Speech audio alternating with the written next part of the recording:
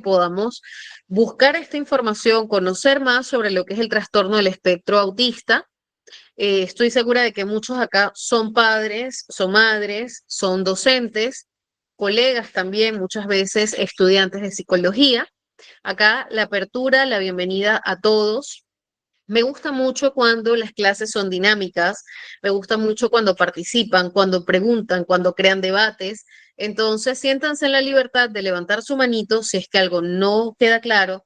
Si yo hago preguntas y ustedes no tienen clara la respuesta, podemos equivocarnos, ¿ok? Acá está permitido equivocarnos. ¿Por qué? Porque estamos aprendiendo. De hecho, hasta yo me puedo equivocar, ¿por qué? Porque somos seres humanos. Entonces, pues nada. Sin más preámbulo, vamos a dar inicio a nuestra clase del día de hoy, que es sobre el trastorno del espectro autista.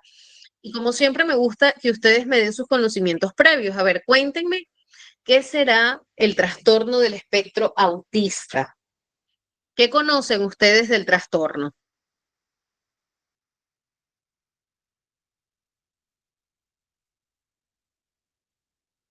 A ver, pueden levantar su manito y no todos a la vez.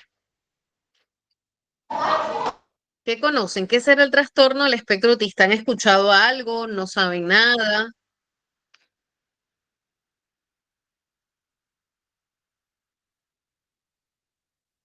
A ver, ¿qué será? Se quedaron todos calladitos. Ok. A ver, por acá están. Buenas tardes, buenas tardes. Mayra, ¿una condición, dificultades en la interacción social y emocional? Muy bien. Están bien, bien atinados, ¿no? Que es genético y se detona por causas orgánicas, nos dice Alejandra. A ver, ¿qué más? ¿Qué más? ¿Qué más saben del espectro autista? ¿Quiénes pueden tener autismo? ¿Los niños, los adultos? ¿Solo los niños? Muy importante lo que dice Luisa, no es una enfermedad, definitivamente no es una enfermedad, de todas maneras. Es una condición de vida, así es. Ay, disculpen, no sé qué pasó acá, pero se me... Ah, ya. Ok. Denme un ratito porque...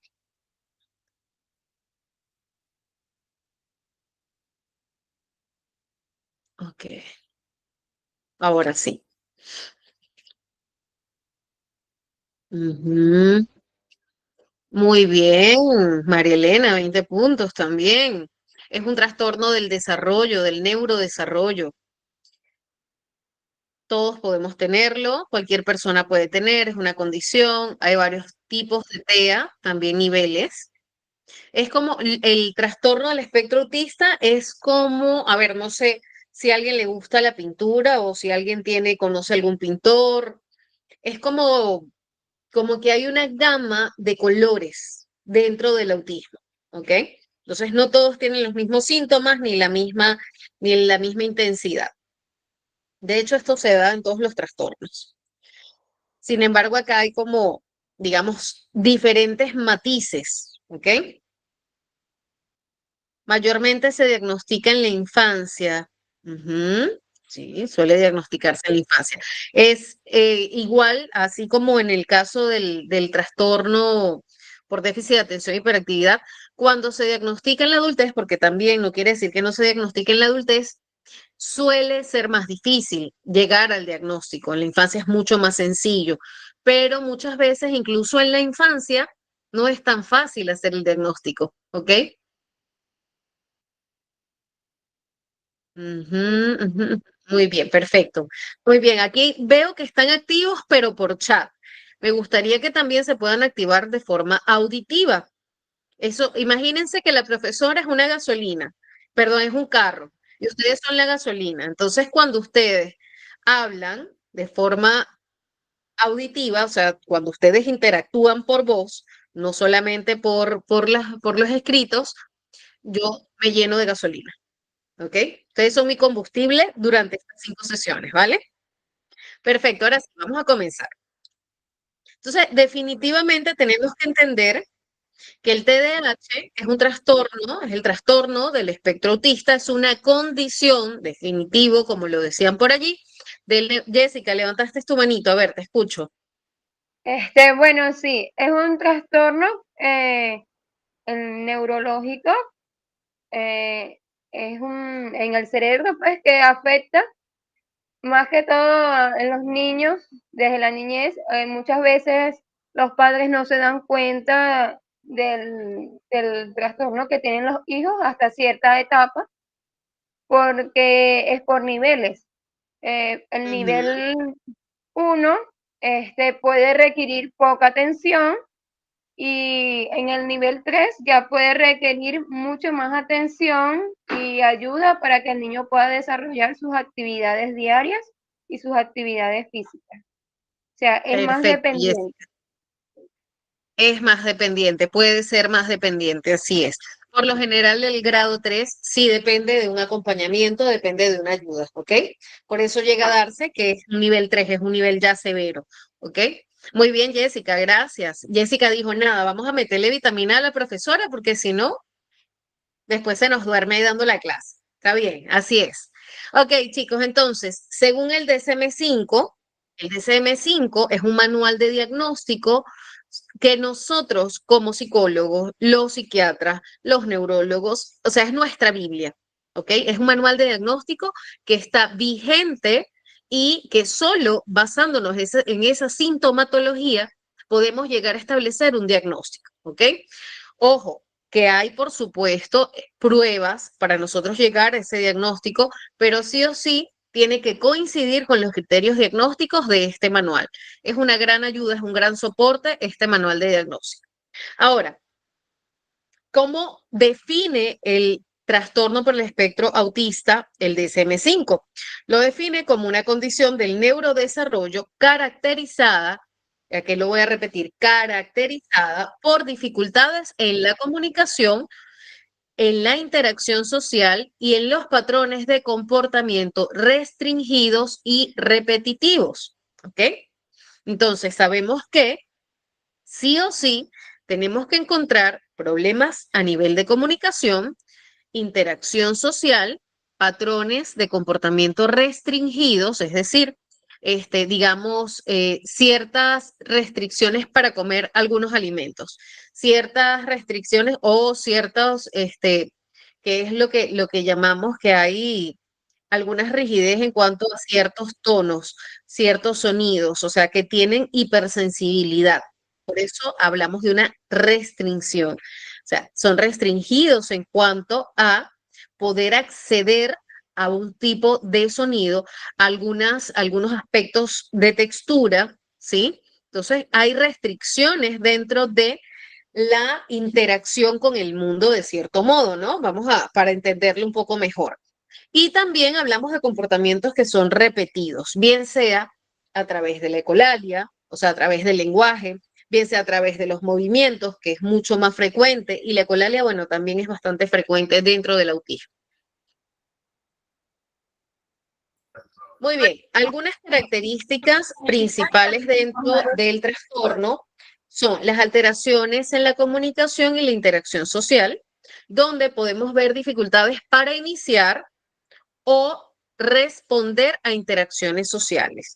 ¿Eso qué quiere decir? Que si bien es cierto, puedo tener un niño que tenga espectro autista y que le cuesta iniciar la relación interpersonal o que no le cuesta del todo iniciar, pero que tiene dificultades para responder. Es decir, está de una u otra forma, puede establecer incluso un juego, pero le cuesta responder, conectar completamente. ¿Ok?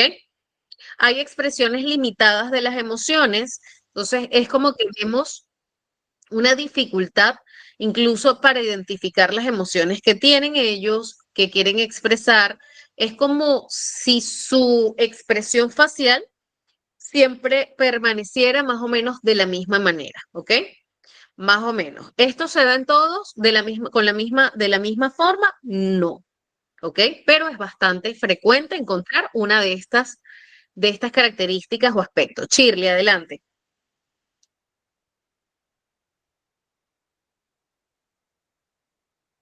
Levantaste tu manito, corazón, puedes abrir tu micro.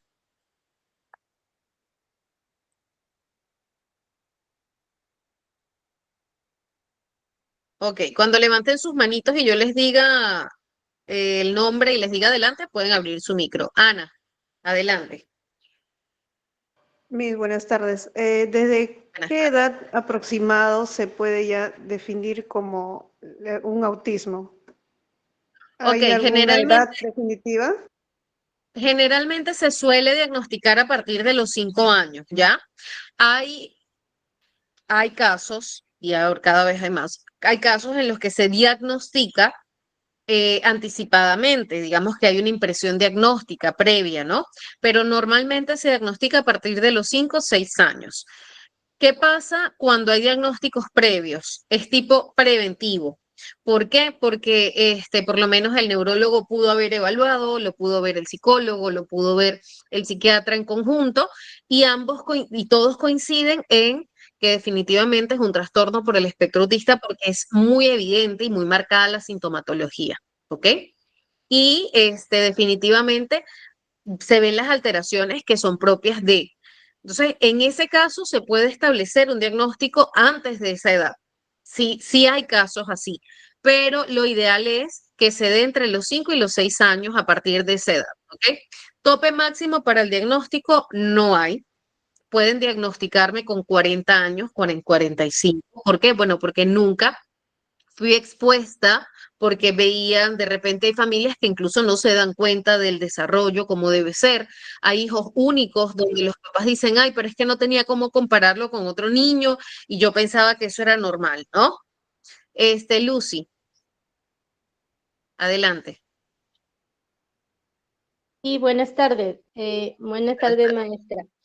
Yo estoy trabajando en un jardín y tenemos un niñito de 3 años que de repente en su casa, ¿no? En su casa le han enseñado lo que son las vocales, el abecedario, los números. En toda la clase de la mañana se la pasa repitiendo lo mismo, ¿no? Por más que nosotros le explicamos la clase, jugamos con él, no, él se la pasa repitiendo, repitiendo, por ejemplo, las vocales y señalando, ¿no? Y caminando, caminando y nunca toma atención de lo que uno le enseña, sino es repetitivo. ¿Mm? Ujú. Entonces, la directora me dice, ¿no? Me pregunta, ¿tiene autismo? Entonces, a simple vista uno dice, bueno, con su comportamiento que él tiene y con los casos que ya hemos visto en las otras aulas, entonces nosotros, sí, tiene autismo, ¿no? Entonces ese niño, yo le pregunto a usted, ¿no? ¿Ese niño necesita una maestra sombra, alguien que lo acompañe? Porque tiene 3 años. Ya, lo primero que necesita es pasar por un proceso de evaluación. Lo primero que tú tienes que hacer es pedirle a los papás que puedan iniciar un proceso de evaluación, ¿ok? Eso es lo primero. Como docente, tú estás en todo tu derecho de pedirle a la mamá quizá una maestra sombra, pero es que normalmente nosotros, como psicólogos, para recomendar eso, tenemos que tener un informe del niño, tenemos que haberlo evaluado, ¿ok?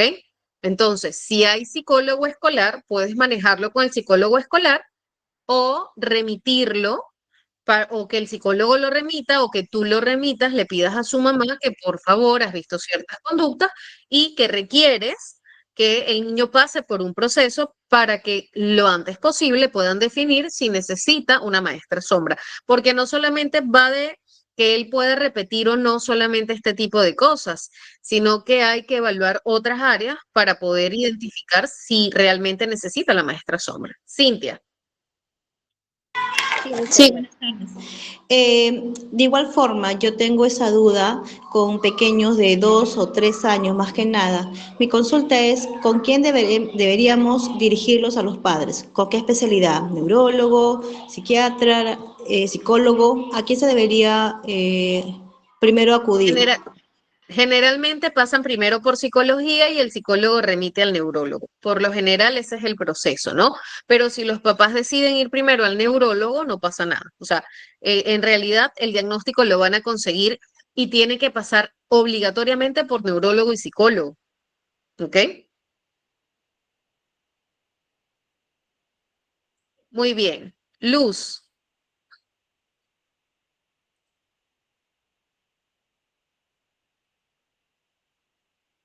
Buenas tardes. ¿Qué Mire, tal? eh, quisiera consultar, por ejemplo, en el caso de que yo tengo mi nieto, que yo como abuela ya he tenido 4 hijos mayores y bueno, yo veo actitudes extrañas sobre mi nieto, ¿no? En el colegio donde mi hija ha llevado a mi nieto, ha tenido problemas en distintos colegios. Ella lo ha cambiado, pero como usted dice, a partir de los 5 años recién lo diagnostican con problemas de trastornos, ¿no? Puede ser autismo o puede ser otro TDAH, ¿no? Por ejemplo, mi hija, no le recomendaron que vaya al psicólogo, pero el psicólogo todavía, como dice usted, no lo puede diagnosticar porque está dentro en periodo que se diría, como se dice, en observación. Todavía no lo pueden diagnosticar. ¿Hay algún Ujú. examen específico, científico que diga que presente, ¿no? Si tiene autismo o solamente es previa evaluación? Tiene que pasar una evaluación y eso lleva tiempo. Así es. Ok, ok. Ujú. Eso lleva tiempo. A veces quisiéramos que nos lleven y de una vez nos digan qué es, pero no. Eso toma tiempo, toma observaciones, toma varias pruebas, ¿ok? Y de allí posiblemente, si está con psicólogo, quizás lo remita al neurólogo, que es lo más idóneo, ¿ok? Acá nos comentaba una de nuestras compañeras, ¿no? Y decía, por acá, algo muy importante, Wendy. Creo yo como docente que no puede diagnosticar si es autismo o no, eso es correcto. Los docentes no están en la capacidad de de establecer un diagnóstico. Ahora, lo que sí es cierto, ustedes como docentes van a observar conductas que quizás no están acordes al desarrollo, ¿verdad? Y ustedes pueden llevar un registro y pueden derivarlo al psicólogo escolar o hacerle mención a los papás para que puedan tener una atención a tiempo, ¿ok? Sí, María José, y lamentablemente hay papás que no aceptan, y piensan que es un tema de que los chicos son mimados. Ahora, también puede confundirse a veces y el autismo o el TDAH incluso pueden pasar desapercibidos porque los chicos hayan vivido un evento traumático. Entonces es importante hacer todo un estudio, toda una observación, toda una historia clínica, perdón, toda una entrevista, toda una historia bien detallada y por eso es que el diagnóstico no puede ser tan ligero, tiene que ser bien específico para poder llegar a darse, ¿ok?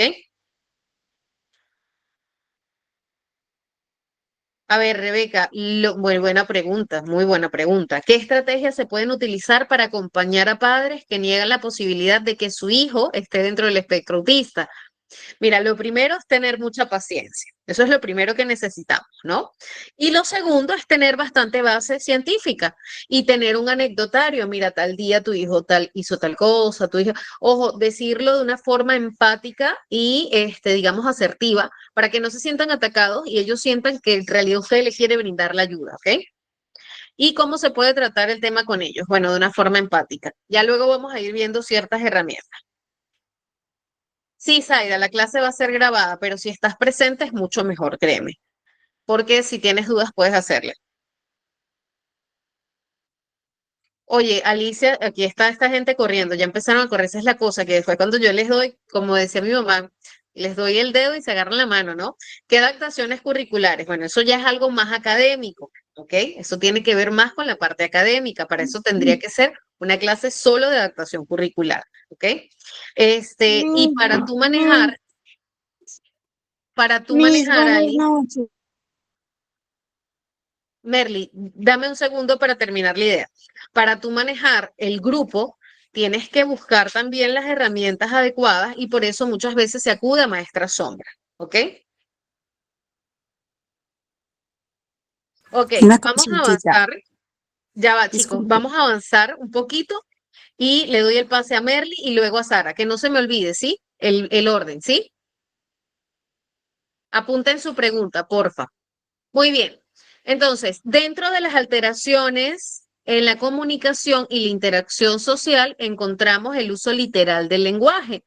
Entonces, a ellos les cuesta comprender las cosas con doble sentido. Si usted le dice, compra, no sé, pescado en la carnicería, se le puede decir, Ya fui a la carnicería y no encontré el pescado. Usted lo mandó a la carnicería a comprar pescado, ¿ok? Entonces, no es que va a discernir entre, ya espérate, pero, simplemente le puede decir como que en la carnicería solo venden carne. Ah, ya, pero es que en la carnicería a la que yo voy venden pescado también, ¿ok? Entonces, son cosas bastante textuales, literales, que ellos comprenden. Muy bien, tenemos también los comportamientos repetitivos y los patrones restringidos, ¿no? Allí vamos a encontrar qué cosas, intereses intensos, específicos, como por ejemplo, como decía nuestra compañera, solamente en la clase menciona las vocales. Hay niños que tienen intereses por los números, hay niños que tienen intereses en los idiomas, hay niños que tienen intereses en los dinosaurios. Hay niños que tienen intereses en el sistema solar y así sucesivamente, para de contar la cantidad de intereses que pueden tener los niños con TEA, pero es como obsesivo, ¿ok? Necesidad de rutinas rígidas y resistentes, son resistentes al cambio, o sea, ellos sí necesitan una rutina. Si ellos no tienen una rutina, es un motivo de desregulación terrible para ellos y realmente afecta muchísimo en la parte emocional. Ahora, en cuanto a lo que es el cambio, para ellos es complicadísimo que usted lleve una rutina y que haga cambios sin previo aviso o, por ejemplo, que ocurran situaciones de momento, ¿no? Que son imprevistas, que son fortuitas. Esas cosas a ellos los desregula. Movimientos repetitivos como el aleteo y el giro de las manos, ¿ok? Eso lo vamos a encontrar con bastante frecuencia. Los movimientos estereotipados son parte del espectro. ¿Quiere decir que todo niño que tenga movimientos estereotipados tiene autismo? No. Actualmente no es así. Pueden haber niños que tengan movimientos estereotipados y no cuentan o no clasifican para poder hacer un diagnóstico del espectro autista, ¿ok? Así que si ustedes ven un aleteo, no necesariamente es autismo, pero sí puede ser un síntoma a evaluar. Procesamiento sensorial atípico, ¿ok? ¿Qué quiere decir esto? Lo que les mencionaba antes, esa hipersensibilidad o hiposensibilidad ante estímulos como, por ejemplo, las telas, las luces, las cosas que tocan. Hay niños que no pueden tocar plastilina, mientras que hay chicos que desarrollan una hiposensibilidad. En el caso auditivo, por ejemplo, hay niños que no toleran ciertos sonidos y hay niños que al contrario pueden estar en un lugar donde el ruido es infinito. Eso es hiposensibilidad y no les molesta para nada. ¿Ok? Y ustedes dicen, oye, pero ¿cómo no le va a molestar el ruido? No les molesta para nada. Lo más común es la hipersensibilidad, pero también hay quienes son hiposensibles. Incluso niños que tienen autismo, que pueden estarse quemando la piel y tienen una hiposensibilidad tan alta que no sienten el dolor. ¿Ok? Muy bien, ahora sí, por allí teníamos a Sara y alguien más que quería comentar algo.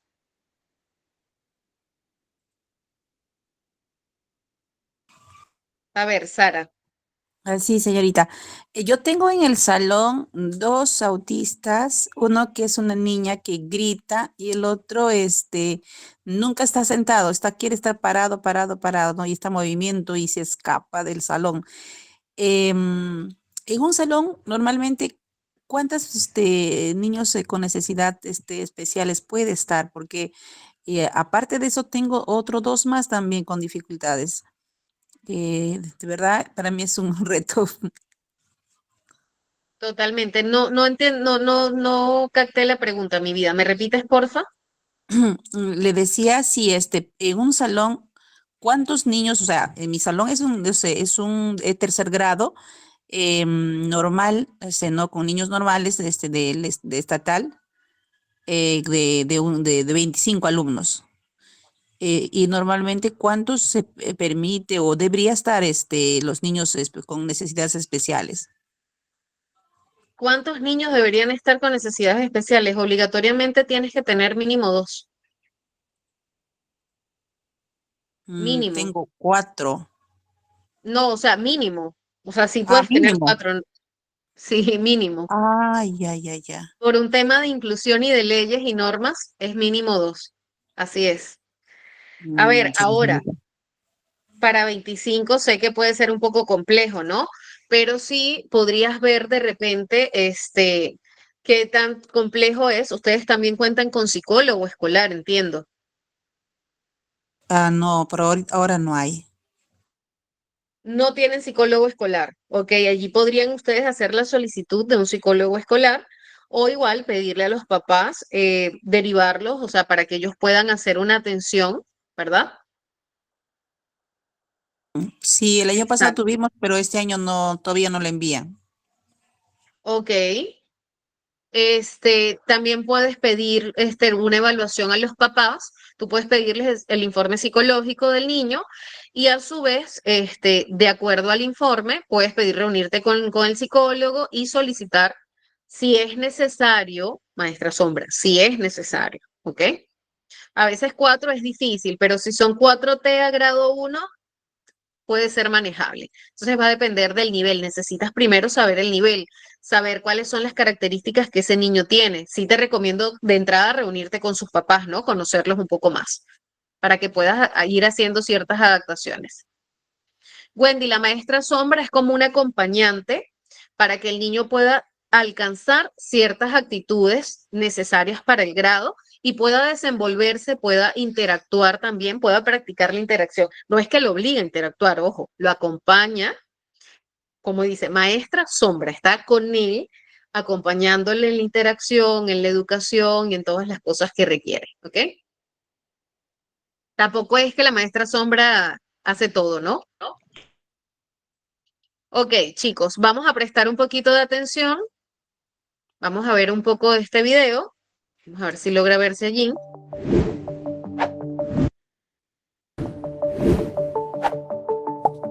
Y ahora sigue este Me confirman cerebrito, si que logran según escuchar. mis instrucciones debe de tener la configuración de un cerebro autista. Entendido.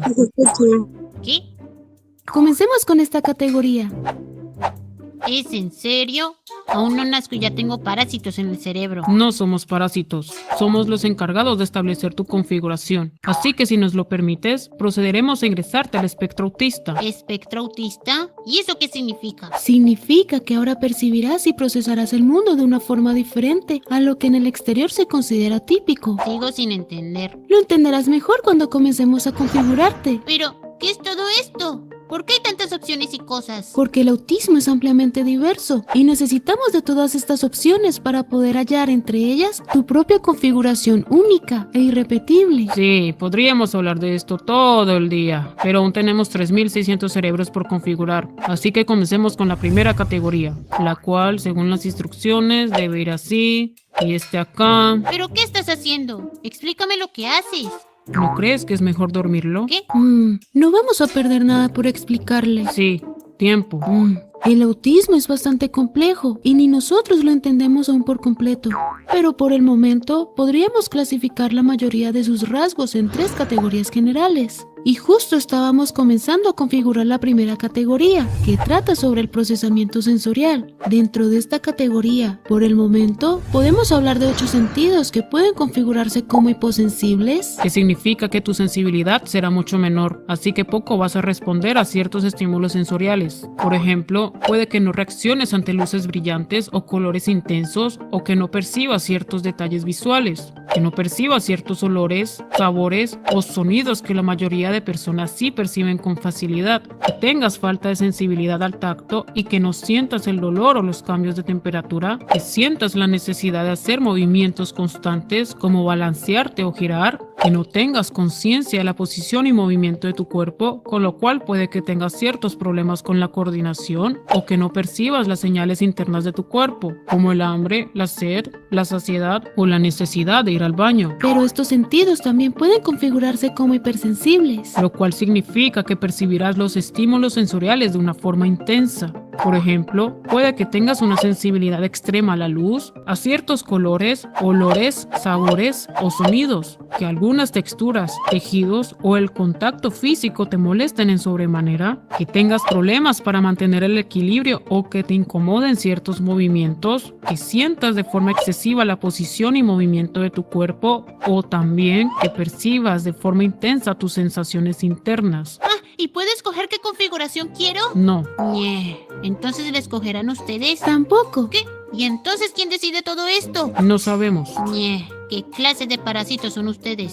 Lo que sucede es que el autismo tiene orígenes complejos, pero creemos que son una serie de factores genéticos, neurológicos y ambientales los que contribuyen al desarrollo de este espectro, caracterizado por la gran variabilidad en la expresión de sus rasgos. Y estos rasgos son algo que no escoges, sino algo con lo que naces y vives. Y ahora nosotros vamos a configurar tus rasgos de acuerdo a estas instrucciones que nos llegó. No sabemos cómo ni de dónde, así que no preguntes más. ¿Qué? ¿Y no vas a explicarme la configuración que acabas de ponerme? Cuando nazcas tendrás suficiente tiempo para experimentarlo por ti mismo. A ti no te gusta tu trabajo, ¿cierto? Siguiente categoría, comunicación e interacción social. Y el primer rasgo a definir es la reciprocidad emocional. Que se refiere a la capacidad de responder de forma similar a las emociones de otras personas. Así entonces, una persona autista puede tener desafíos para reconocer y responder a las emociones de los demás, para participar de forma fluida y mutua en las interacciones sociales típicas, o puede no tener interés en compartir experiencias emocionales, intereses o afectos con los demás. Y así hay muchas otras formas en las que estos rasgos pueden expresarse. Y para ti, en específico, tendrás esta configuración. ¿Puedo quejarme de la configuración? No, el siguiente rasgo es sobre las conductas comunicativas verbales, lo cual incluye la comunicación y expresión verbal. Que tiene que ver con el desarrollo del habla y el uso limitado del lenguaje. Y según las instrucciones, tú hablarás de forma intensa y detallada sobre tus temas de interés. Eso ya lo preveía. Y eso me encanta. Luego está la pragmática y comprensión verbal. Y ello se refiere a los desafíos que presentarás en la comprensión y uso del lenguaje social. Y tú estarás por aquí, por lo que tendrás desafíos en la comprensión del significado de ciertas conversaciones y en el entendimiento de instrucciones verbales. No sé si eso me encante. Y también está la prosodia típica. Que se trata de las diferencias en la entonación, ritmo o énfasis al hablar. Pero no hay instrucciones en este punto para ti, así que continuaremos al siguiente rasgo. Pero yo tengo preguntas. Al final puedes hacer tus preguntas. Ahora siguen las conductas comunicativas no verbales. Y para ti, cerebrito, tendrás algunas dificultades en la comprensión y uso de gestos. La falta de expresión facial la dejaremos por aquí, así como el contacto visual y el lenguaje corporal estará en un nivel neutro. Y por último tenemos los desafíos en el desarrollo, mantenimiento y comprensión de las relaciones sociales. Y tú vas a estar por aquí, cerebrito,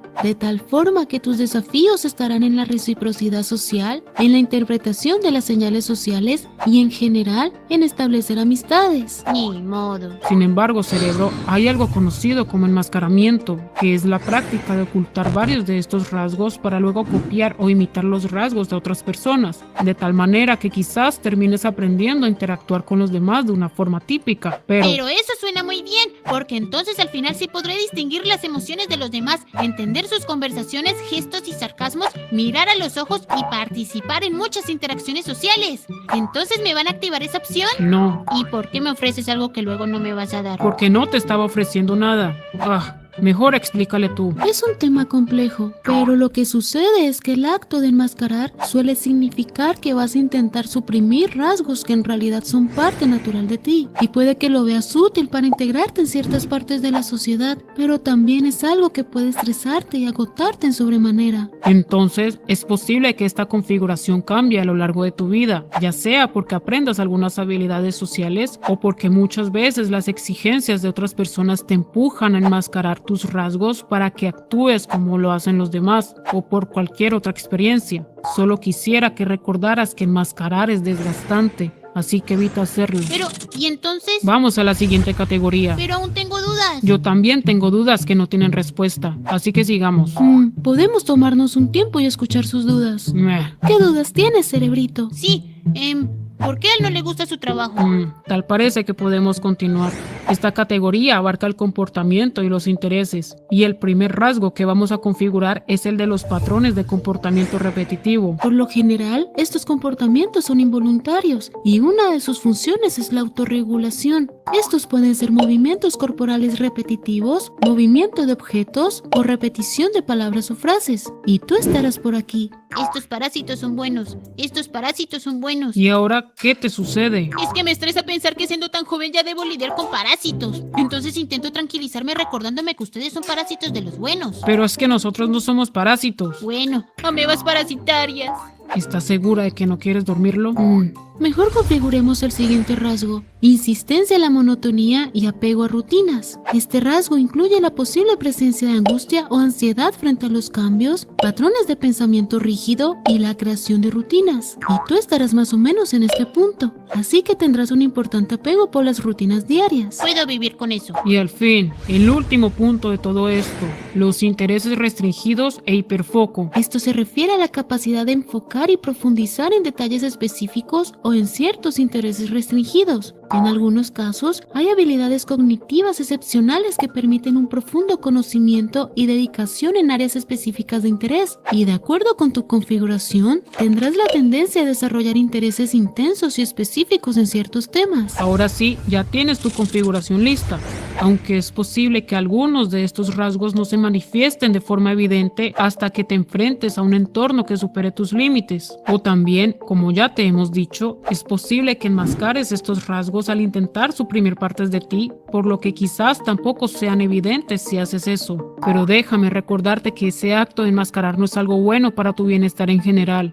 e incluso puede acercarte a estados de ansiedad o depresión. Entendido. Entonces jamás voy a enmascarar, porque si voy a nacer con esta información, ya sabré qué hacer y desde muy joven podré aceptar mi forma de funcionar y buscaré las herramientas necesarias para tener una vida agradable.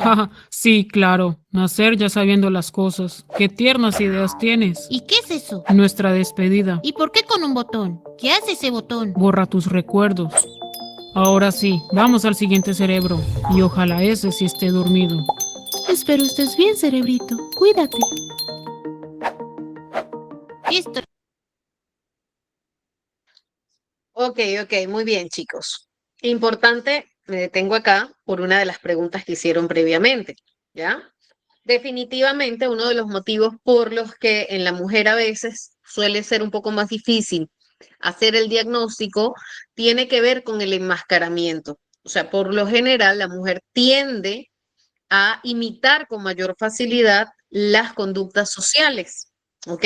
Entonces, ese es uno de los posibles motivos, ¿sí?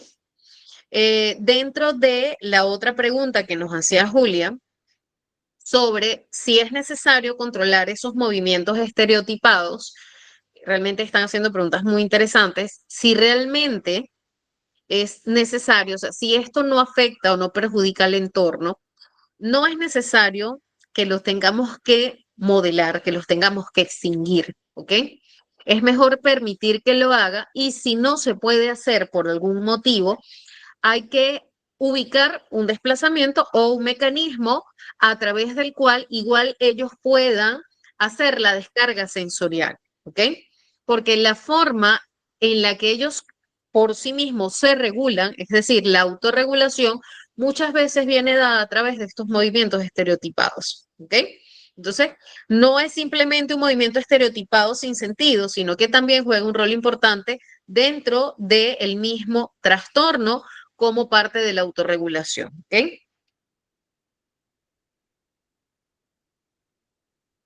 Muy bien, igual ustedes van a tener acá el video, lo van a poder ver completo.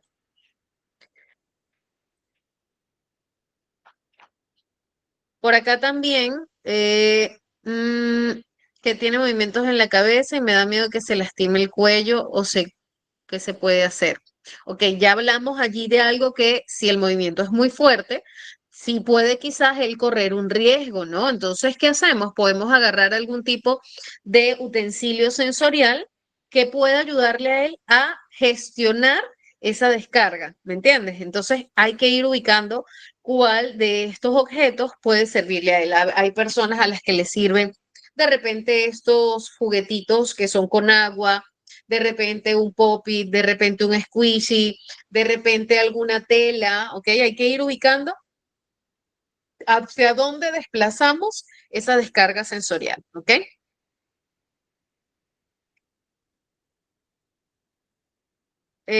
Ok, acá como decía Diana, o sea, no solamente una maestra sombra cumple la función de ayudar cuando el niño se desregula, hay que tener mucho cuidado con eso, porque no es solamente que se desregule, también la función de la maestra sombra es que el niño pueda llevar ciertas actividades y que juegue un rol importante para que el niño pueda interactuar, ¿ok?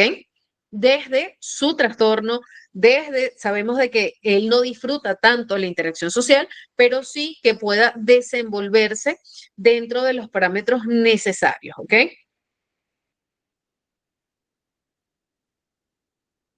Bueno, estando en kinder, en un colegio nacional, deberían tener auxiliar también, ¿no? Mm, muerde mucho la lengua, pero es cuando está haciendo alguna actividad. Bueno, o sea, que se muerda la lengua solamente no es un, hay que ver qué edad tiene además, ¿no? Hay que evaluar, porque de repente por allí que tiene una fijación en alguna etapa oral, se niegan que su hijo padece, cuando los papás se niegan de que su hijo padece autismo, dicen, mm, a ver, no entiendo bien la pregunta, Lady.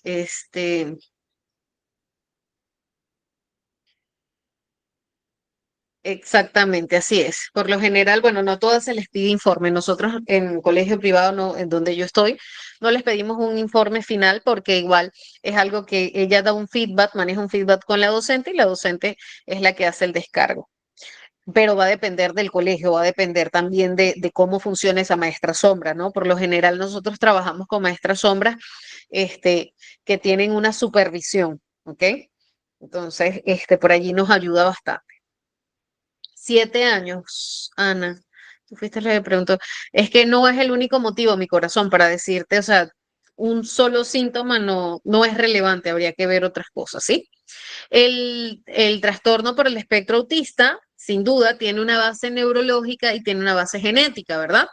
Entonces, se ha identificado diferencia en la conectividad cerebral y en las alteraciones del desarrollo sináptico, ¿ok?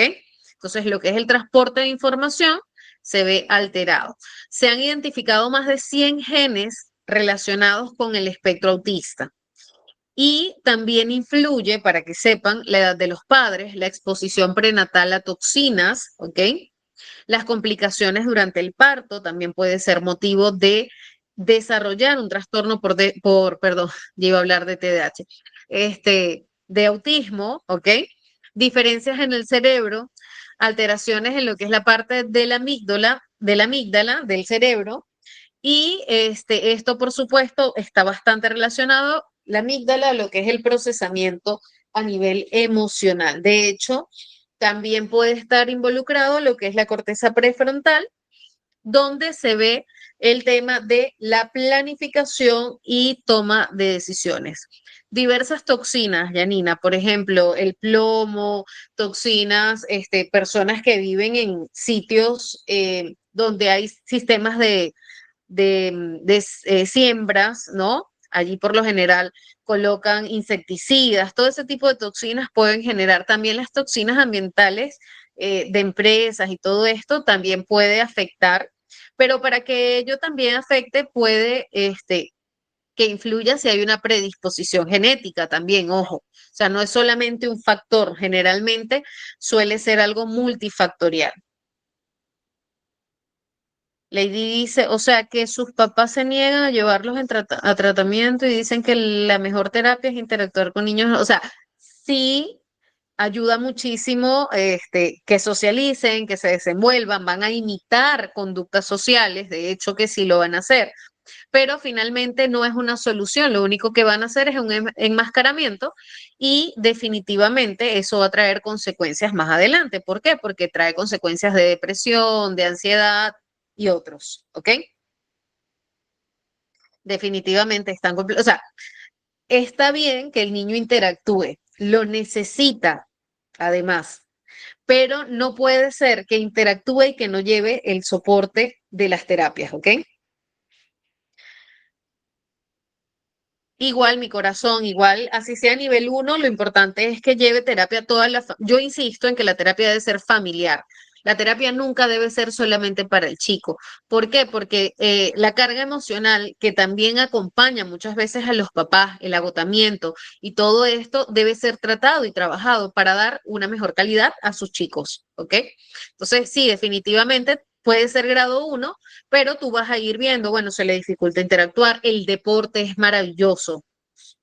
De verdad que yo soy pro de que el deporte en el autismo es, bueno, en la vida y para todos, pero en el autismo es una barbaridad, en serio.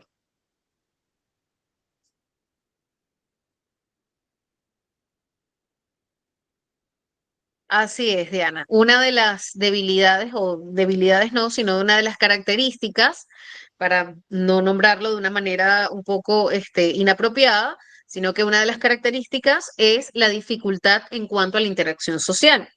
Claro, dentro de la terapia, ahí la interacción es hacia otra persona, generalmente a una figura que se suele ver como figura de autoridad, se suele ver, ¿no?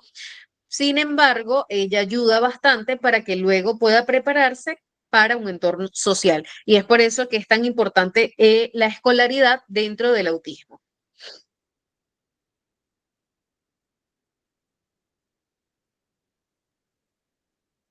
Sí, sí, sí, sí, ayuda bastante. La equinoterapia es bastante buena, pero en general, dependiendo del grado de autismo, pueden hacer natación también. La natación es bastante completa, ayuda bastante con la parte sensorial, es buenísima.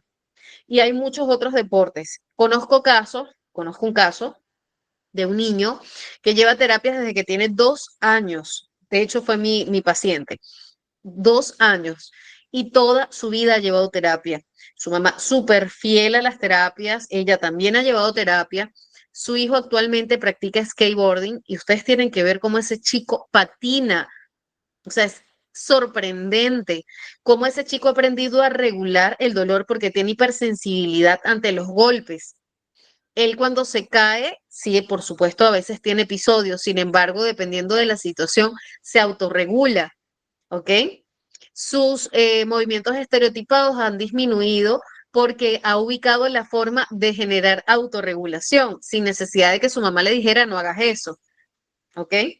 Entonces, imagínense ustedes cómo es de importante llevar el seguimiento y la secuencia dentro de las terapias. A veces, ojo, pasa en el autismo, van a terapia, entonces ven un avance y se van. O van a terapia, ven un avance, ven un retroceso y cambian de terapeuta. Dentro del autismo es normal que hayan avances y regresiones, ¿ok? Eso es bastante común.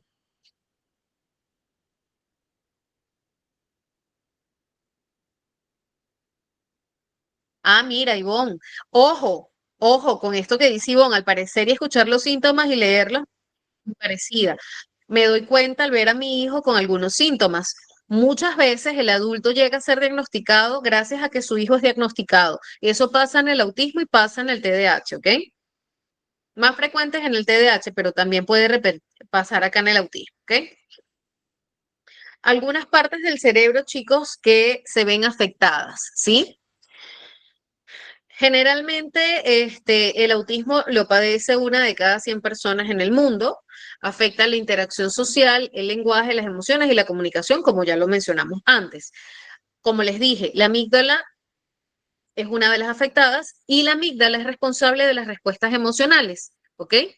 Incluyendo el comportamiento agresivo. Es por eso que muchas veces vemos que los niños con autismo se desregulan y salen a golpear, necesitan lanzar algo, necesitan patear, ¿ok? No sé si los han visto, pero eso es bastante frecuente. Entonces, eso es responsabilidad de quién? De la amígdala, ya sabemos, ¿no? El hipocampo, que también se ve afectado, hace posible recordar información nueva y acontecimientos recientes, lo cual es evidente en muchos, no en todos, recuerden que es como un abanico de posibilidades, ¿no? Entonces, en muchos se da este proceso. De repente yo le estoy enseñando los números, pero él tiene una fijación con las letras y lo que su hipocampo manda como información es el no recordar el resto de cosas que ha visto en el día, ¿ok? Corteza cerebral. Está ubicado frente al cerebelo y sirve como una estación repetidora al conducir mensajes entre varias partes del cuerpo y la corteza cerebral. Es decir, controla las funciones primitivas del cuerpo esenciales para sobrevivir, como la respiración y el ritmo cardíaco. ¿Ok? De hecho, hay niños, ya estamos hablando de grados un poco más altos, donde se ve esto afectado, que sí, definitivamente puede incluso olvidárseles respirar. ¿Ok? Son casos bastante severos, ¿no? Pero sí puede pasar. El cerebelo, donde se localiza, afina lo que es la actividad motora, regula el equilibrio, los movimientos corporales. Entonces, gracias a la afección que se da en el cerebelo, es que podemos encontrar este tipo de repeticiones dentro de los movimientos de los chicos, ¿ok? La coordinación y los músculos utilizados para hablar. Entonces, también tenemos la parte del lenguaje afectada acá de este modo.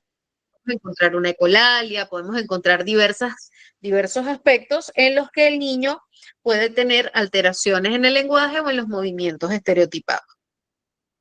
Dentro de está también los ganglios basales, como les mencioné antes, el cual ayuda a regular los movimientos automáticos. ¿Ok? El cuerpo calloso, donde también vamos a encontrar lo que es la parte de la comunicación.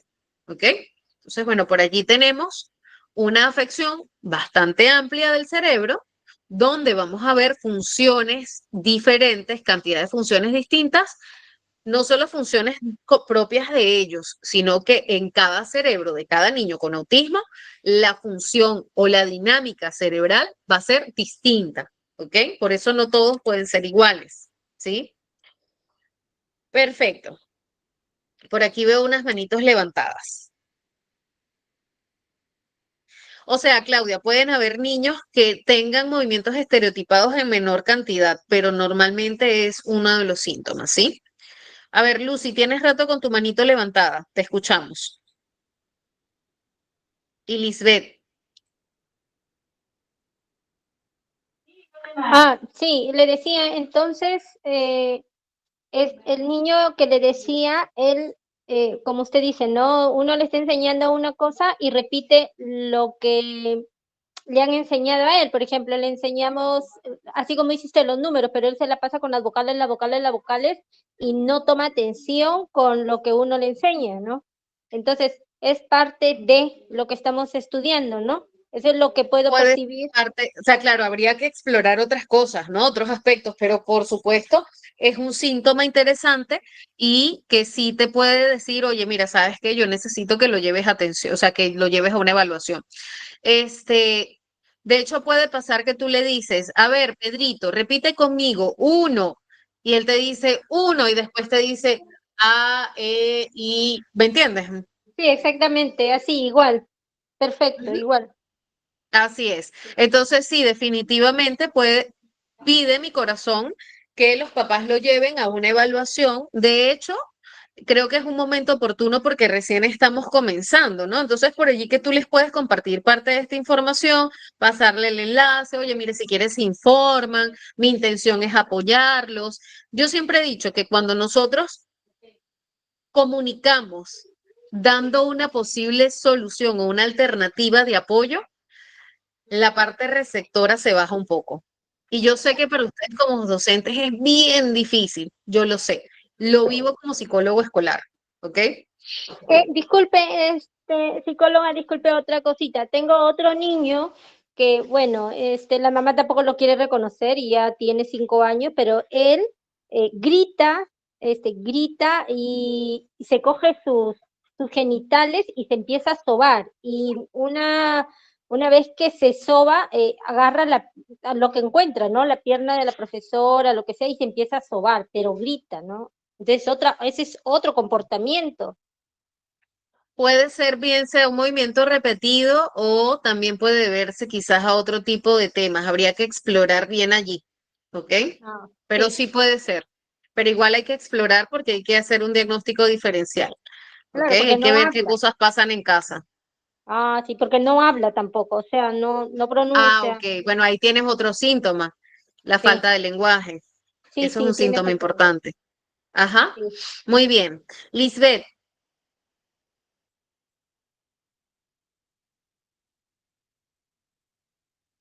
Hola, muy buenas noches. buenas Bueno, noches. mi pregunta es porque en el salón de mi niña, de una de mis niñas que ya está en tercero básico aquí en Santiago, en su salón hay como 7 niños con distintas, o sea, con unos tienen TDA y otros tienen también como aspecto autista, tienen autismo, pero unos más leves que otros. En un aula, en un salón de clases, ¿cuál es el máximo de niños con, con diferentes, con diferente capacidad pueden estar?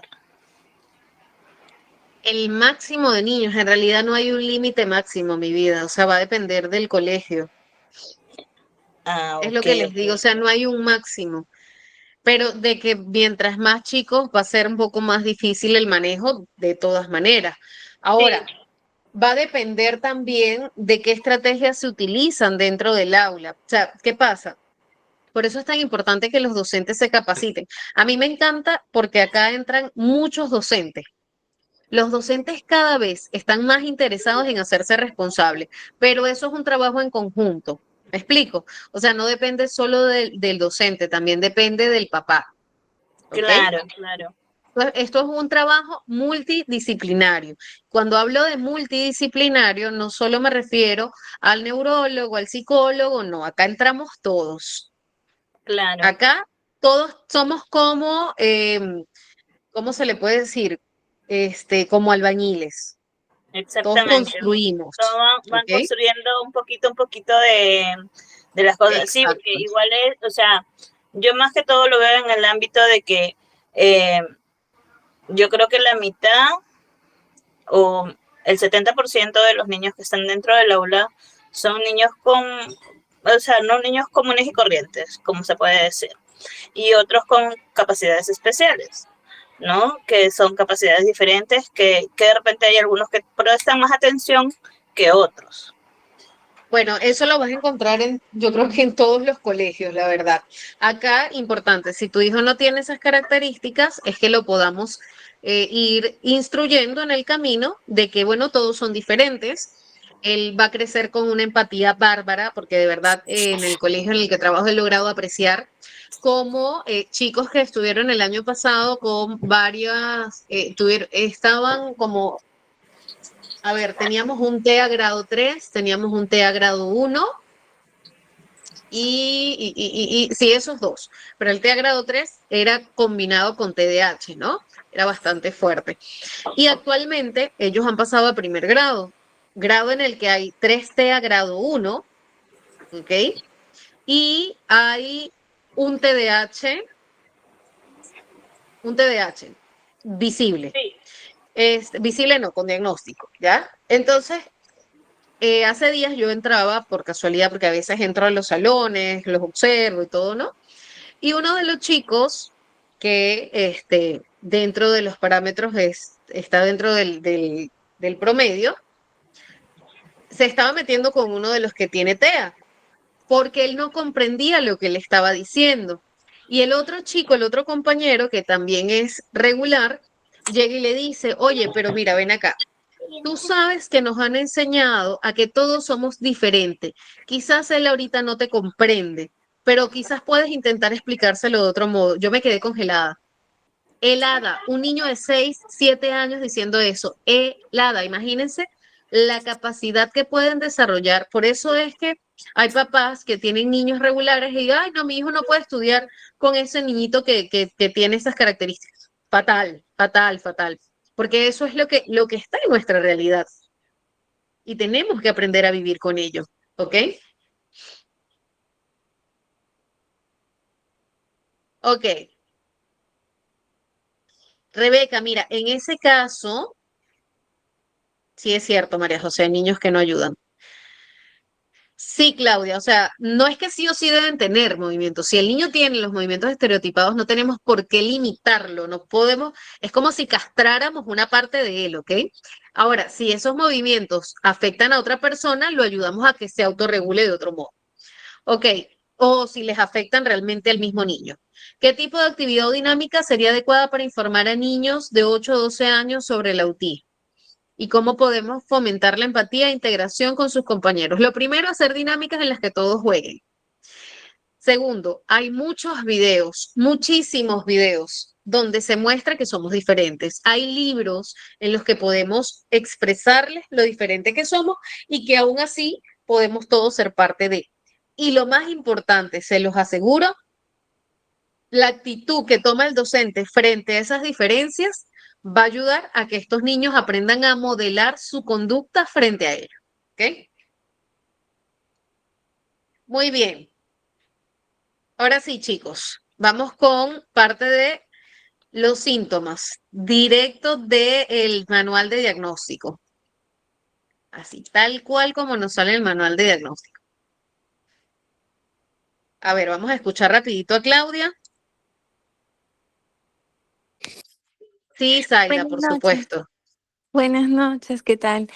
Mire, yo tengo a mi niño que, bueno, desde muy pequeñito presentaba algunas características, ¿no? De un niño TEA, como por ejemplo, poner sus juguetitos en filita, jugar con su manito en forma de círculos, le obsesionaba mucho jugar con carritos por las ruedas, le gustaba mucho girarlas. Y Ok, bueno, tampoco no tenía, no podía hablar, o sea, no hablaba. Eh, Empezó a los 3 años con terapias y resulta que empezó a hablar poco a poco, ¿no? O sea, tampoco no un habla fluida. Yo le hice en CEPAL en Lima un descarte, pero me dijeron que no tenía TEA, que estaba más asociado al TDAH y un coeficiente intelectual bajo. Pero ok.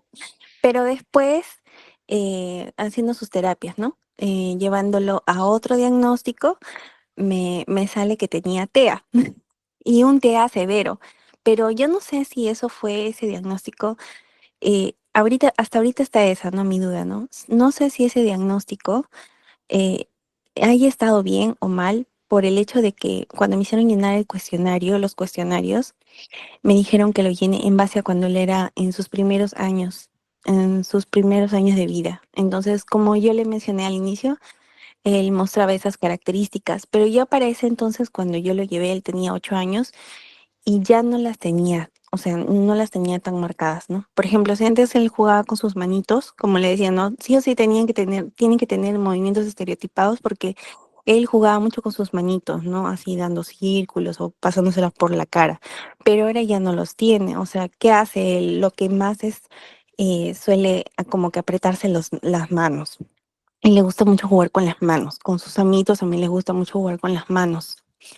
Eso, ¿no? Entonces cuando yo en eso, ¿no? En ese afán, ¿no? De saber la verdad, entonces yo en el siguiente evaluación, ya no lo lleno tanto pensando en sus primeros años, sino en cómo es actualmente. Y me salió otro diagnóstico, que es solo TDAH. Entonces al final ya no estoy tan segura, no estoy tan segura si realmente él no es TEA o si solo es TDAH. Bueno, si hay múltiples, criterios profesionales. Yo creo que lo ideal acá es, bueno, continuar sus terapias y reevaluar al año, o sea, para que puedas tener tú un diagnóstico un poco más preciso. Me llama la atención, a veces hay esas diferencias y hay que descartar, pero una de las características muy comunes para diferenciar entre el autismo y el TDAH, ojo, no es lo único, pero sí es bastante común, es que los niños con autismo no tienen un interés social, ¿ok? No suelen, perdón, tener un interés social, mientras que los niños con TDAH sí tienen un interés social, ¿ok? Y sí se puede confundir el TDAH de tipo inatento con el autismo porque puede pasar como que como que no socializa mucho, como que es introvertido, como que se puede esconder o algo, pero no es porque no tenga un interés social, sino porque es propio del mismo, de la misma afección que termina generando el TDAH de tipo inatento y que ellos buscan como que aislarse en algún punto por el autoconcepto errado que comienzan a generar. Entonces, sí puedes seguir buscando, de repente, igual también pasar por neurología, ¿por qué no? ¿Ok? No quedarte solo con la evaluación de CEPAL y con las otras evaluaciones. Te recomiendo pasar por neurólogo. Igual, indiferentemente para ambos lo necesitas. ¿Sí? Ok, muchas gracias. Me ha parecido muy lógico lo que usted me ha mencionado, porque sí, él le gusta jugar, pero con los que conoce, pero con quienes no conoce le cuesta mucho abrirse. No, Ya, bueno, los ve, ajá, los ve así como que, no, porque me eso no habla, necesariamente ujú, es una dinámica del autismo, ojo, puede ser ujú. también, o sea, hay que ver cómo es tu dinámica familiar, ¿me entiendes? Ujú. Bueno, mi esposo tiene eso también. O sea, mi esposo, por ejemplo, no es de tener amigos. Prefiere estar en la familia, en el círculo de familia y ya. Él no es así de tener amigos o Mm. salir. Yo sí soy, entonces yo le digo, me parece extraño, ¿no? Que tú no te puedas socializar. No, pero a él le cuesta. Entonces, no sé si eso también será parte o si él también tenga eso, no lo sé. Fíjense cómo una cosa te va llevando a la otra. Ahí Sí, también hay que explorar con la misma persona, por lo menos en este caso con tu esposo, si es que realmente él no disfruta el contacto social o si es que a él le da temor equivocarse frente a la gente, ser juzgado. O sea, hay que ver, explorar qué hay detrás de eso. Y también con el niño, o sea, qué pasa con esa interacción, qué siente él ante esos otros chicos. Si él expresa que le gusta socializar, si él expresa, entonces más tiene sentido que más lo lleven hacia un TDAH, ¿me entiendes? claro, está Ujú. bien. Muchas gracias. Tranquila. Rebeca nos pregunta, de verdad que me encanta, o sea, las preguntas de ustedes son así puntuales, precisas, específicas. ¿Cómo se muestra ese interés social? A ver, por ejemplo, a través del contacto visual. Es una forma de mostrar interés social. Los niños con autismo difícilmente establecen el contacto visual. Ellos están como si están en su mundo, ¿ok? Por así decirlo, pensando, disfrutando de sus propias ideas, de su imaginación. Entonces, les cuesta establecer esa interacción, ese vínculo. De repente yo te puedo decir, Rebeca, jugamos y el niño está, quiero dibujar. ¿Ok? Dibujo o te responde cualquier otra cosa, ¿me entiendes? Mientras que una persona que quizás no tiene TDAH, tiene un TDA, perdón, no tiene autismo, tiene TDAH de tipo inatento, tú vienes y le dices, a ver, Rebeca, jugamos, pero por lo que tiene alterado el autoconcepto por el mismo TDAH, que sí se puede dar, la persona es como que te baja la cabeza o sea, pero tú automáticamente sabes que esa persona sí establece el contacto visual, a pesar de que no te esté viendo fijamente. Te pudo haber visto un momento, pero la forma del contacto es distinta. Todo nuestro cuerpo comunica, ¿ok? Todo nuestro cuerpo comunica. Es como si hubiese una desconexión social. No sé si me hago entender. Si queda duda, por favor. Ok, ya Rebeca ahí confirmó. Sí, es como una desconexión social, ¿ok? Muy bien, vamos a continuar, chicos, porque ya nos quedan, a ver, Dios mío, nos quedan 20 minutos, así que vamos a avanzar. Silvia, uy, Silvia, Ivonne, rapidito, a ver, las escucho rapidito. A ver, las voy a escuchar con una condición, voy a condicionar aquí a mi grupo para luego avanzar. Chicos, comprométanse a entrar a las clases porque de verdad que es la única forma de que podamos llevarnos toda la información. No es lo mismo, como les decía, verla grabada que estar acá y hacer esas preguntas tan bellas que hacen que me encantan. Los felicito. Silvia, ahora sí.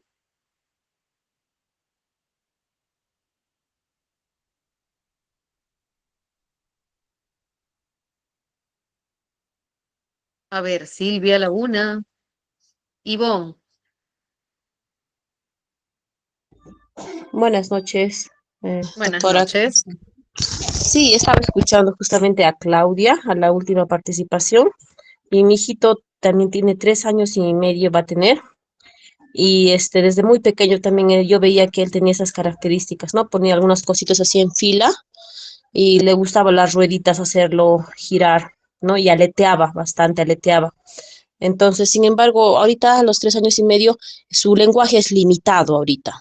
Solo dice sí, no, papá, mamá, y pero me confunde mucho los diagnósticos porque él sostiene la mirada y interactúa bastante con los niños, con otras personas, inclusive personas Ok, nuevas, ¿qué inclusive edad tiene?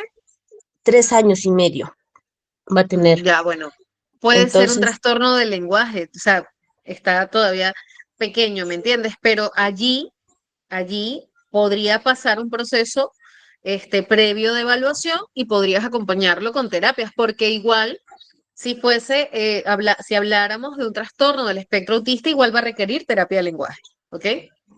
sí, él está haciendo también terapia de lenguaje. Su progreso ha sido Buenísimo. bien limitado respecto al lenguaje. Ha tenido ese retroceso, ¿no? Antes sí hablaba, ya hablaba algunas palabras, sí hablaba algunos como, no tan Es claro, pero sí. característico. Sin ¿Ven? embargo, En ha el autismo eso es retrocedido. característico, el regreso. El retroceso Sí. es muy típico del autismo. Entonces, sin embargo, él también ya, eso es lo que me confunde tal vez en el diagnóstico, porque él sí, Lo ya que pasa es que él. también está pequeño, mi vida, tiene 3 años y medio. Ujú. Sí, entonces la neuropediatra dice que, bueno, tiene el TEA, el otro neurólogo también dice, lo veo y él responde a su nombre, ¿no? Cumple órdenes, ¿no? Te sostiene la mirada, te sonríe. Si alguien está triste, él también se pone triste, entonces él sonríe, interactúa bastante también con nuevas personas, nuevos niños, él está yendo al jardín y él normal, juega, hace los juegos simbólicos también, de hacer comer a la muñeca, de cocinar y de cosas Ok. así. Sin embargo, todavía tiene esos movimientos estereotipados del aleteo, de la mano, y a veces un poquito que hace Ya. girar un tanto la mano. Entonces, tal vez esas características es lo que a veces me confunde y digo, Porque está, también no puede ser está. un TEA grado 1. De hecho, a veces hay TEAs grado 1 que pasan desapercibidos, te digo. O sea, puede ser un TEA grado 1 también. Sin embargo, es el problema un poco más marcado, ¿no? Que me dice que es TEA, la neuropediatra, es el hecho de que la dificultad para hablar, ¿no? No se ha comunicado, ¿no? Entonces, él entiende su contexto, sin embargo, no sabe cómo comunicarlo, no todavía, ¿no? Eso seguramente, doctorita, en el transcurso he estado leyendo la alimentación, ¿no? Necesaria que puede ayudar en este proceso, en el Claro. neurodesarrollo, porque a medida Ojo, que que no leía, significa que la alimentación te quite el trastorno, ojo. no, Es una mejora, condición de por vida. sí, y entonces eso justamente a medida que también mi niño estaba o viéndole sus características, o el psicólogo también, porque hemos ido en familia al psicólogo, yo veía, ¿no? O sea, yo recordaba mucho de lo que en mi niño pasaba, ¿no? Entonces, yo sabía, haciendo una retrospección en mi niñez, vi que eso me pasaba a mí. Y mi mamá me decía de que yo también no había hablado hasta los 4 años, me parece. Y 4 años y un poco Mm, más no hablé, y yo recién ya fui a los 5 años, me parece, dice, al jardín, porque mucho agredía, me decían, y no hablaba y agredía, entonces me sacaron del jardín.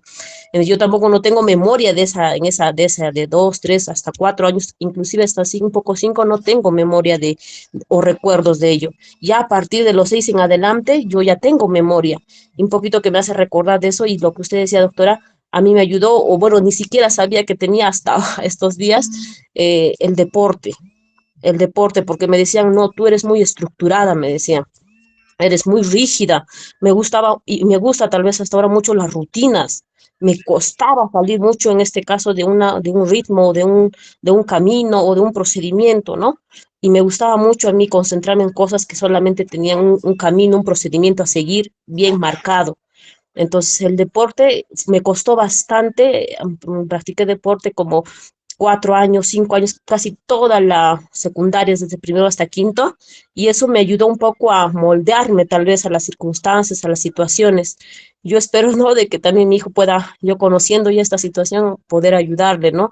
De que el deporte y entre otras cosas pueda ayudarlo, pero sin embargo todavía estoy todavía un poco indecida en el diagnóstico, doctorita. Eso sería mi participación. Gracias. Ok, ahorita, o sea, como hablábamos, ¿no? O sea, es atender los síntomas, ¿verdad? Y si en ese caso puedes hacer una evaluación anual hasta que tengas un diagnóstico certero, ¿ok? De Anual, ¿no, todas maneras. doctorita? ¿Cómo? Gracias. Anual, el diagnóstico anual. Exacto, un diagnóstico anual. Ajá. Muchas Ok, gracias. chévere. Ahora sí, vamos a hacer un breve repaso del manual de diagnóstico, de la sintomatología, sí, pero súper rápido. Esto es nada para lo que el diagnóstico, el manual nos brinda para establecer un diagnóstico. O sea, realmente es un meollo de información que no se imaginan. Nos preguntaba Laura antes de continuar, ¿un grado 1 puede progresar a grado 2 y cuáles serían los factores? Sí, sí puede progresar y los factores pueden ser múltiples, como por ejemplo el manejo del entorno, ¿ok? Ahora, vamos por acá, chicos, porque si no nos va a ganar el tiempo. Igual la otra semana, no, mentira, la otra semana no, el miércoles nos vemos, igual a la misma hora. Así que el que no alcance a hacer sus preguntas, las apunta, porque esas preguntas no me las quiero perder. Muy bien. Tenemos que, según el manual de diagnóstico, ¿verdad? Hay deficiencias persistentes en la comunicación social, cosa que ya hemos dicho, en la interacción social, en diversos contextos, no en un solo contexto. ¿A qué se refiere con contextos? Es decir, tiene que darse en la casa, en el parque, en el colegio, en distintos lugares, ¿ok? Entonces, manifestado por lo siguiente, actualmente o por los antecedentes. Los ejemplos son ilustrativos, pero no exhaustivos, ¿ok? Las deficiencias en la reciprocidad socioemocional, ¿ok? Varían, por ejemplo, desde un acercamiento social anormal y fracaso de la conversación normal en ambos sentidos, pasando por la disminución en interés, emociones o afectos compartidos, hasta el fracaso en iniciar o responder a interacciones sociales. Es decir, hay muchos matices de respuesta, hay muchos matices de impresión emocional, ¿ok? No quiere decir que siempre todo el que, o sea, que todo el que esté no tiene gestos a nivel emocional, no tiene respuesta emocional, pero sí hay una particularidad en el momento de responder, se siente distinto, se observa distinto, se ve distinto, ¿ok? Las deficiencias en las conductas comunicativas no verbales utilizadas en la interacción social varían, por ejemplo, desde una comunicación verbal y no verbal poco integrada, pasando por anomalías del contacto visual y del lenguaje corporal o deficiencias de la comprensión o deficiencias de la comprensión. ¿Todos tienen deficiencia de la comprensión? No. Y el uso de gestos, hasta una falta total de expresión facial y de comunicación no verbal. 3. Las deficiencias en el desarrollo, mantenimiento y comprensión de las relaciones varían. Por ejemplo, desde dificultades para ajustar el comportamiento en diversos contextos sociales, pasando por dificultades para compartir juegos imaginativos, que era una de las cosas que nos comentaba la compañera, pero es que mi hijo hace juego simbólico. A eso llamamos juego simbólico, ¿ok? Generalmente a los niños con TEA les cuesta establecer un juego simbólico, pero no a todos. Y algunos evolucionan dentro del juego simbólico, ¿ok? Juego imaginativo, hacer amigos, hasta la ausencia de interés por otras personas. Especificar la gravedad actual. La gravedad se basa en el deterioro de comunicación social y en patrones de comportamiento restringidos y repetitivos. ¿Qué quiere decir eso? Que mientras más dificultad yo tengo para establecer la comunicación, para realizar patrones de comportamiento, para regular esos patrones restringidos y repetitivos, más es la severidad del autismo, ¿ok? Muy bien, patrones restrictivos y repetitivos de comportamiento, intereses o actividades que se manifiestan en dos o más de los siguientes puntos, actualmente o por los antecedentes. Los ejemplos son ilustrativos nuevamente, como les menciono. ¿Por qué, Levy, me lees eso tal cual como está allí? Porque esta es la base, ¿ok? Esta es la base. De ahí salen todas las otras explicaciones que les he dado. Movimientos. Utilización de objetos o habla estereotipadas o repetitivos. Estereotipias motoras simples, ¿ok? Como puede ser incluso el parpadeo de los ojos, alineación de los juguetes o cambio de lugar de los objetos, ecolalias, frases, idiosincrasias. Allí vemos de repente niños que les gusta poner las cositas en fila o en torre, apilar por colores, ¿ok? Insistencia en la monotonía, lo que era la rutina, ¿ok? Excesiva inflexibilidad de rutinas o patrones ritualizados de comportamiento verbal o no verbal. Por ejemplo, una gran angustia frente a cambios pequeños, dificultades con las transiciones, patrones de pensamiento rígido, rituales de saludo, necesidad de tomar el mismo camino o de comer el mismo alimento cada día. ¿Ok?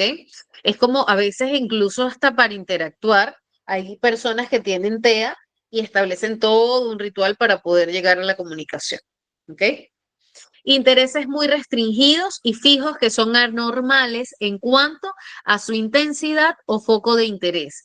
Por ejemplo, un fuerte apego o preocupación por objetos inusuales, intereses excesivamente circunscritos o perseverantes. Hiper o hiporreactividad a los estímulos sensoriales, eso ya se los expliqué, o interés inhabitual por aspectos sensoriales del entorno, indiferencia aparente al dolor, a la temperatura, respuestas adversas a sonidos o texturas específicas, olfateo o palpitaciones excesivas de objetos, fascinación visual por las luces o el movimiento, ¿ok? ¿Recuerdan lo que les expliqué? Todo lo que les expliqué está allí. Ahora, tenemos que especificar la gravedad actual. Cuando dice actual, ¿qué significa? Que puede variar, ¿verdad? Entonces, la gravedad se basa en deterioros de la comunicación social y en patrones de comportamiento restringidos y repetitivos. Los síntomas deben estar presentes en las primeras fases del periodo del desarrollo, ¿ok?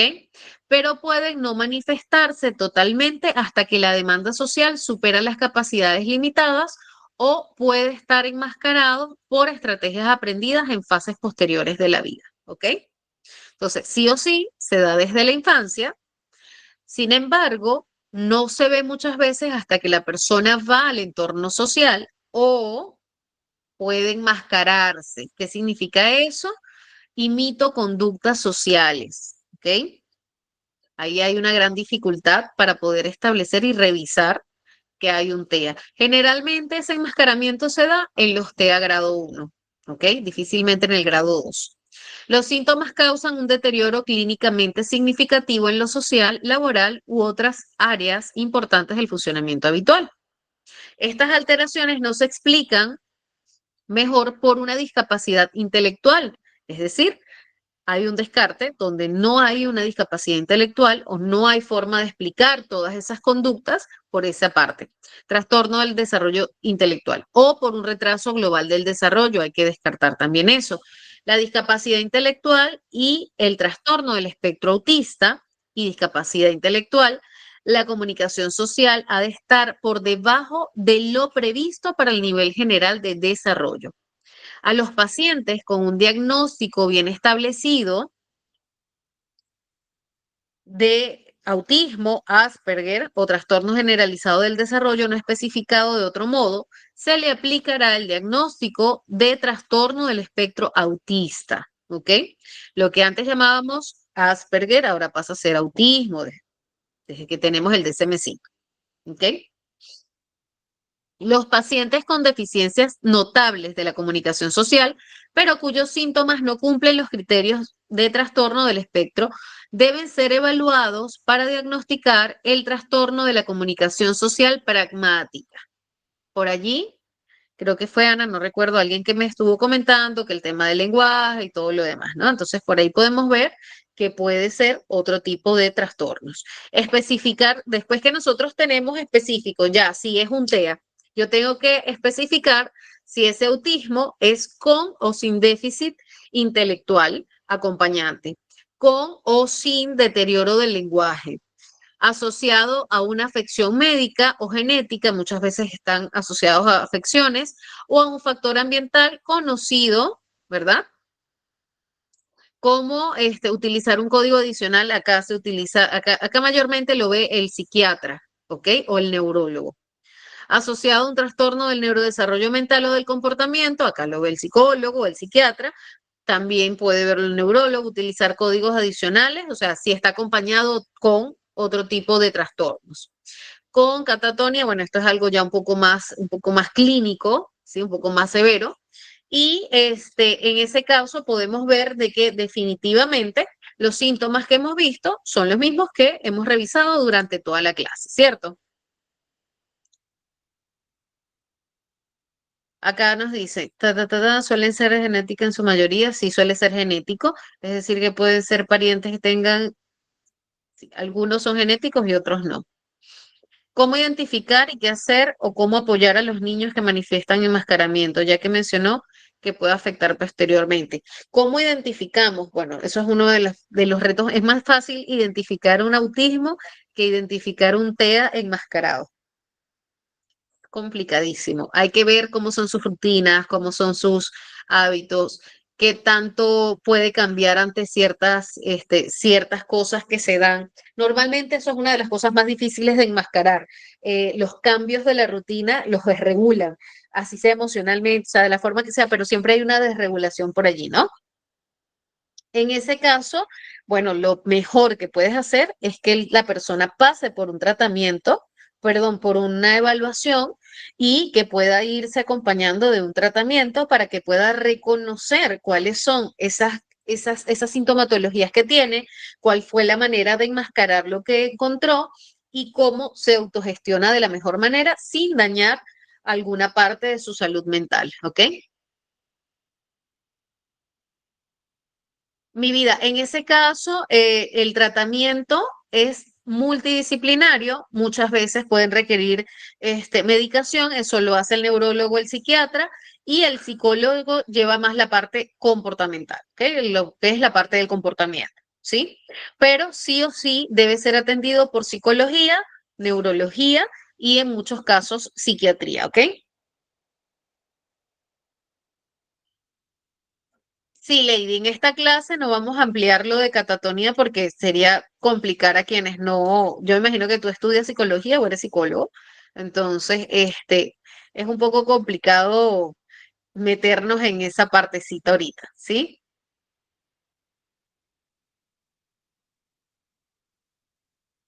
Ay, qué bonita, Sandra, gracias.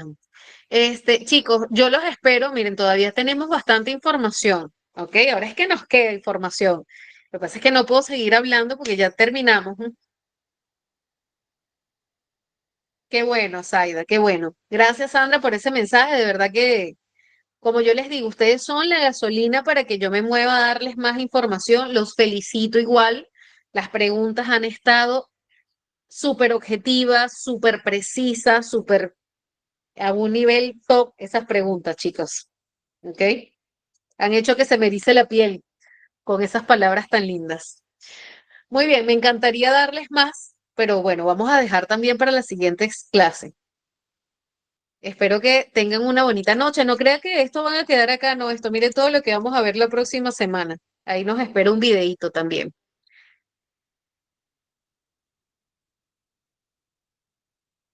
Nos vemos el miércoles. Yo insisto en que la próxima semana, a veces me emociono y se me olvida. Me pierdo en los tiempos también. Ahora sí, les dejo con nuestro coordinador.